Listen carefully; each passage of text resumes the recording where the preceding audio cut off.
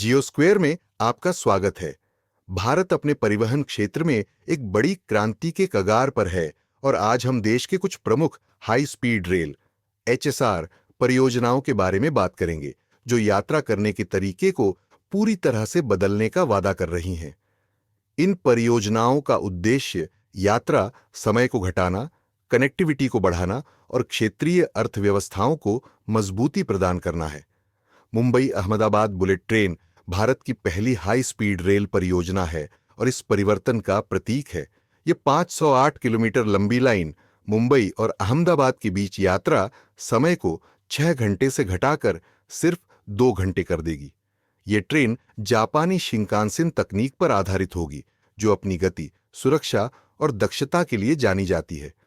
ये परियोजना 2028 तक चालू होने की उम्मीद है और भविष्य में भारत के अन्य हाई स्पीड रेल लाइनों के लिए एक आदर्श बन जाएगी। दिल्ली वाराणसी कॉरिडोर एक और रोमांचक परियोजना है।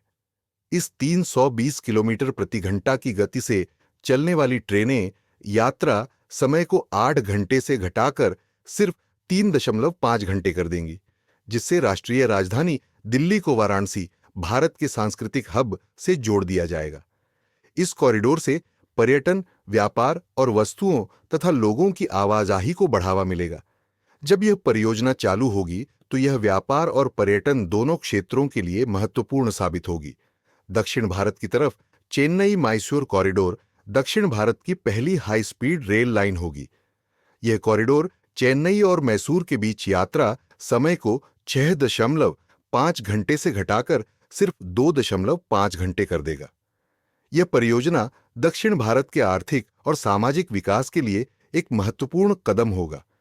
यह कॉरिडोर न केवल यात्रा समय को कम करेगा, बल्कि क्षेत्रीय कनेक्टिविटी को भी बढ़ावा देगा, पर्यटन को बढ़ावा देगा और सीमा पार व्यापार को प्रोत्साहित करेगा।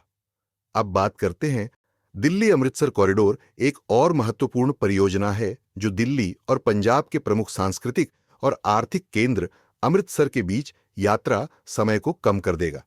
वर्तमान में दिल्ली और अमृतसर के बीच ट्रेन यात्रा लगभग 6 घंटे की होती है, लेकिन जब 320 किलोमीटर प्रति घंटा की ट्रेनें यहां चलेंगी तो यात्रा का समय घटकर 2 घंटे से भी कम हो जाएगा।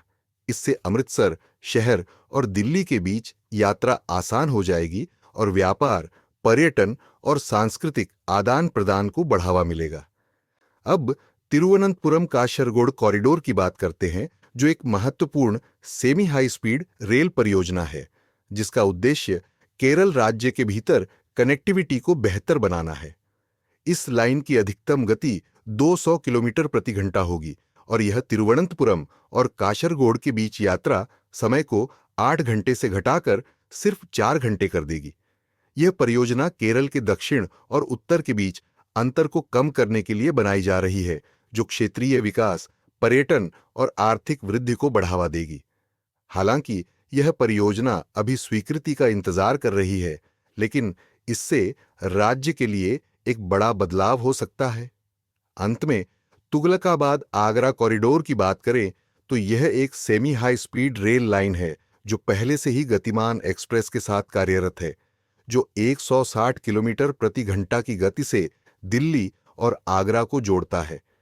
यह कॉरिडोर दिल्ली और आगरा के बीच यात्रा को 2 घंटे से भी कम समय में पूरा करने में मदद करता है। यह न केवल पर्यटन को बढ़ावा देता है, बल्कि दिल्ली और आगरा के बीच कनेक्टिविटी को भी बढ़ाता है, विशेष रूप से ताजमहल को देखने आने वाले पर्यटकों के लिए। इन परियोजनाओं के सामने कई चुनौतियां हैं। प्रमुख समस्याओं में भूमि अधिग्रहण मुद्दे, तकनीकी जटिलताएं, वित्तीय संकट और पर्यावरणीय चिंताएं शामिल हैं। इसके अतिरिक्त कुछ परियोजनाओं में समुद्र के नीचे सुरंगें बनाने जैसे जटिल इंफ्रास्ट्रक्चर को शामिल किया गया है, जो निर्माण समय को बढ़ा सकता है।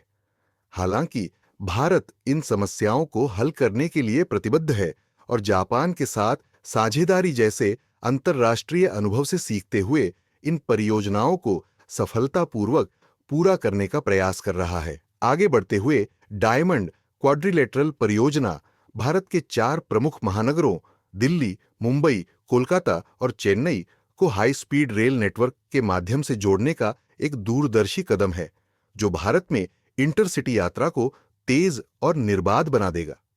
यह नेटवर्क भारत की विकास यात्रा में एक महत्वपूर्ण कदम साबित होगा।